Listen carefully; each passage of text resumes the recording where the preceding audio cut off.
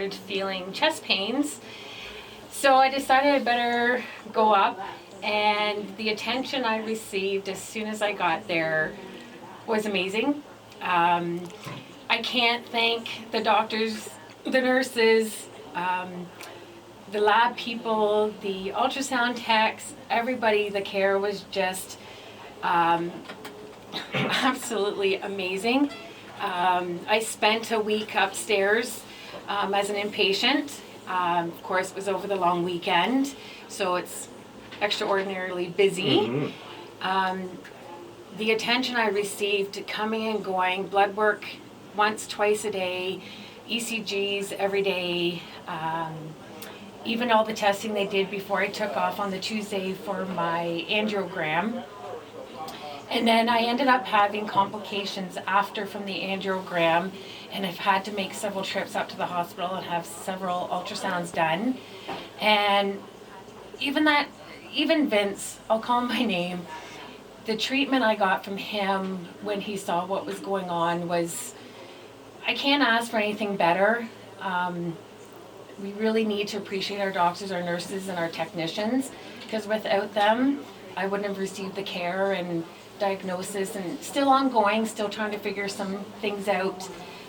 The other thing is I've had to spend some time up in the Emerge, and I just ask that everyone please be patient, please be kind, because I know from being in the hospital, I had to draw people, the nurses from downstairs, upstairs to help, even simple blood work.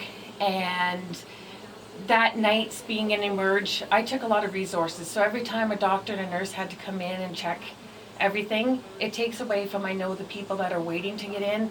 But I just please ask, when you're sitting up in Emerge waiting, be kind, be patient. You will be seen. It's a really good message, Tanya. I think it is. It's a real important one to drive home to people. And I know from your experience that the minute you go in and say, I got heart pain, you're going to move to the front of the line. It's the most important organ in your body. Yeah. It's a priority. You know, right? I'm only 47, so for this to happen, it was It must have been heartbreaking. it was shock, right, when you had the chest pains. It was a very shocking. And you knew it was bad. I knew something wasn't right. Something wasn't right. Something wasn't right. It just wasn't. It wasn't me. And I'm glad I didn't wait and second guess. But it's an eye opener. Absolutely. And imagine, I guess, think to yourself if it wasn't there. And I think that's what we try to tell people. You don't need it imagine until the you need it. Hospital not in Southampton when that occurred. Your where next do you closest go? drive is 40 minutes. Right? To 40 minutes Sound, away. 40 minutes to, or 30 minutes to Kincardine. Yeah, it was nice at 8 minutes. Well, it wasn't 8 minutes. Not the way you drove? No, well, not the way Dean drove. I said okay, drive very good. faster. Yeah, go. But yeah, it was good that it was there, and it was just bang, everything started. And then once all the blood tests came in, like things it happened pretty quick. Like Right. they didn't pause.